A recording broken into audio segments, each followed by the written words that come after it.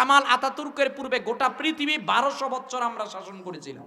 এই 1200 বছরের ভিতরে এই যে আজকে মুসলিম 57টা রাষ্ট্র, এই 57টা রাষ্ট্র ছিল না, একটা ছিল।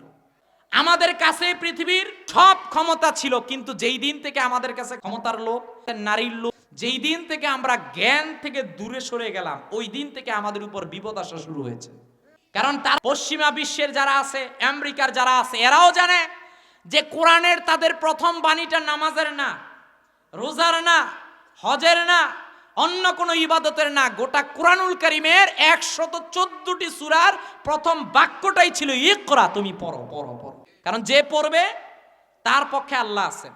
ইমামে গাজ্জালী রহমতুল্লাহ, ইবনে সিনা আমাদের কাছে ছিল, আল ফারাবি আমাদের কাছে ছিল, মুজাদ্দেদ আল ফেসানি আমাদের কাছে ছিল, ইমামে আজম আবু হানিফা আমাদের কাছে ছিল, হযরতে আলী রাদিয়াল্লাহু তাআলা আমাদের কাছে ছিল। ওনারা ছিলেন জ্ঞানের কড়ি, ওনারা জেনেছেন ইকরা পড়ো, ওনারা পড়েছেন, পড়ে সেগুলো নিয়ে গবেষণা করে গোটা পৃথিবীকে ওনারা আলোকিত করেছেন। কিন্তু আপনি আমি যদি ভাবি যে না, কি আর জ্ঞান দরকার আছে, বিদেশ যাব শেষ, ভাই আপনার আমার জাতি ধ্বংস হয়ে যাবে। আমাদের সিজদা পাওয়ার ক্ষমতা একমাত্র একজনের, তিনি কে?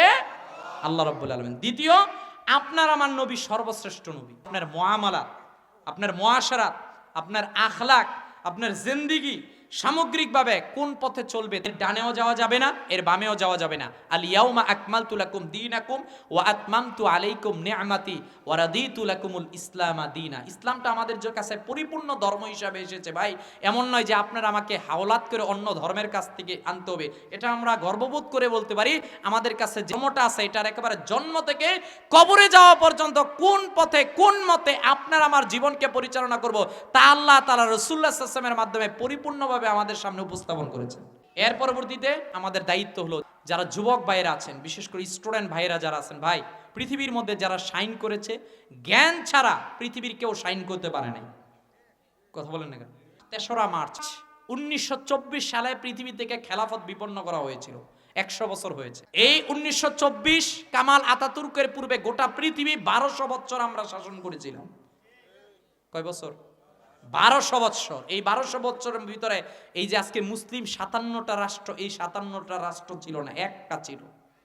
আমাদের কাছে পৃথিবীর এই সব ক্ষমতা ছিল, কিন্তু যেই দিন থেকে আমাদের কাছে ক্ষমতার লোভ, আমাদের কাছে নারীর লোভ ঢুকে গেছে, যেই দিন থেকে আমরা জ্ঞান থেকে দূরে সরে গেলাম, ওই দিন থেকে আমাদের উপর বিপদ আসা শুরু হয়েছে।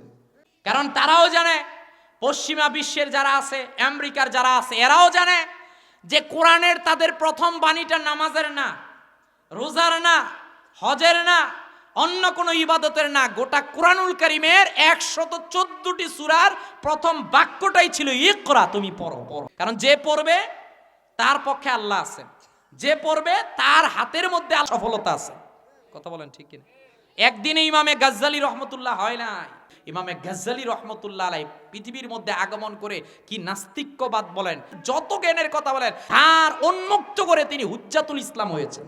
ইবনে সিনা আমাদের কাছে ছিল, আল ফারাবি আমাদের কাছে ছিল, মুজাদ্দেদ আল ফেসানি আমাদের কাছে ছিল, ইমামে আজম আবু হানিফা আমাদের কাছে ছিল, হযরতে আলী রাদিয়াল্লাহু তাআলা আমাদের কাছে ছিল। ওনারা ছিলেন জ্ঞানের কড়ি, ওনারা জেনেছেন ইকরা পড়ো, ওনারা পড়েছেন, পড়ে সেগুলো নিয়ে গবেষণা করে গোটা পৃথিবীকে ওনারা আলোকিত করেছেন। কিন্তু আপনি আমি যদি ভাবি যে না, কি আর জ্ঞান দরকার আছে, বিদেশ যাব শেষ, ভাই আপনার আমার জাতি ধ্বংস হয়ে যাবে। আমাদের যাদের ছেলে সন্তানগুলো অধ্যবসায় পড়ালেখার মধ্যে আছে, এরা কোথায় যাচ্ছে? এরা আসরের পর কোথায় যাচ্ছে, এরা মাগরিবের পর কোথায় যাচ্ছে, 10টার সময় যে আসতেছে ফিরে, আমি তার তো তদারকি করব। না করলে আজকে আমাদের সমাজের সমাজ ব্যবস্থা ভেঙে যাচ্ছে। কথা বলেন না কেন?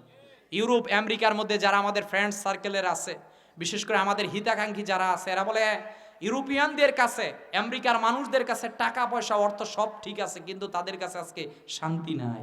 সন্তানকে ইঞ্জিনিয়ার বানিয়েছে, ডাক্তার বানিয়েছে, সবচেয়ে বড় জ্ঞানী বানিয়েছে ঠিক, কিন্তু শেষকালে মা বাবাকে বৃদ্ধাশ্রমে ওই সন্তান পাঠিয়েছে।